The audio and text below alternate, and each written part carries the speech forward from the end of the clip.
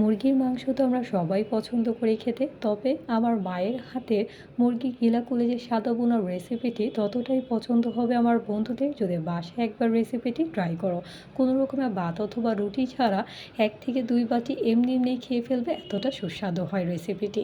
আসসালামু আলাইকুম আমার প্রিয় বন্ধুরা, আশা করি তোমরা সবাই ভালো আছো আর আমিও ভালো আছি। আর বাসায় আজকে রান্না করা হচ্ছে দেশি মুরগির গিলা কলিজের সাদা বোনার রেসিপি আমার মায়ের হাতে। ভাবলাম বন্ধুদের সাথেও শেয়ার করা যায়। তোমরা চাইলে ঝাল বোনাও রান্না করতে পারো, তবে মায়ের হাতে সাদা বোনাটা একবার খেলে আমার বন্ধুদের মুখে লেগে থাকবে। এখানে হচ্ছে মা রান্না করার জন্য সয়াবিন তেল, এলাচ আর দারচিনি দিয়ে দিল আর বেশি করে পেঁয়াজ কুচি দিয়ে দিল, কারণ যেহেতু মা গিলা কলিজিগুলো সাদা বোনা রান্না করছে আর ভুনার রেসিপিতে একটু বেশি করে পেঁয়াজ দিলে খেতে ভালো লাগে। আর পেঁয়াজটার সাথে সাথে এখন হচ্ছে মা মুরগি গিলা কলিজিগুলো দিয়ে দিচ্ছে। যখন এই বাসায় হচ্ছে মুরগি আনা হয় তখন হচ্ছে আলাদা করে গিলা কলিজিগুলো রেখে দেওয়া হয় যাতে আলাদাভাবে রান্না করা যায়। আর বিশেষ করে এই গিলা কলিজের বোনা দিয়ে খুদের বুয়ার সাথে খেতে সত্যিই দারুণ লাগে। আর তোমরা চাইলে ভাত রুটি অথবা এমনি খেতে পারো, এতটা সুস্বাদু হয়। আর মা এখন হচ্ছে গিলা কলিজিগুলো পেঁয়াজটার সাথে ভালো করে একটু নাড়াচাড়া দিয়ে ভেজে নিল। এতে যে একটা স্মেল থাকে সেটা চলে যায় আর দারুণ একটা ফ্লেভার চলে আসার এখন হচ্ছে বেশি করে পানি দিয়ে দিল, কারণ গিলা কলিজিগুলো একটু গলতে সময় নেয়, তাই একটু বেশি করে পানি দিলে ভালো মতো করে গলে যাবে। আর এখন হচ্ছে মা দিয়ে দিচ্ছে আদা বাটা। আর যেহেতু মা এটা সাদা বোনা রান্না করছে গিলা কলিজিগুলো, তাই এখানে কিন্তু কোনো রকমের মরিচ আর হলুদের গুঁড়া অ্যাড করছে না।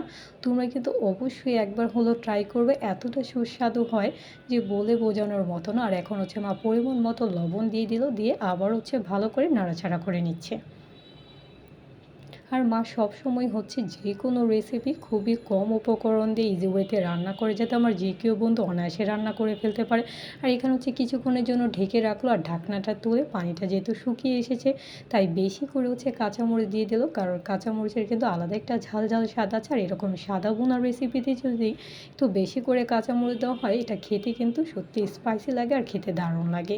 আর এখন হচ্ছে আস্তে আস্তে ভালো করে হচ্ছে পুরোপুরি তেলটা চলে আসলে তারপর হচ্ছে নামিয়ে নেবে, আবারও কিছুক্ষণের জন্য ঢেকে রাখলো আর সবার শেষে হচ্ছে মুরগির কলাগুলো দিয়ে দিল, কারণ হচ্ছে কলাগুলো তাড়াতাড়ি করে খোলে ভেঙে যায়, তাই হচ্ছে মা একদমই শেষে দিয়ে দিল। আর আস্তে আস্তে কিন্তু তোমরা দেখতেই পাচ্ছ বন্ধুরা তেল চলে আসছে।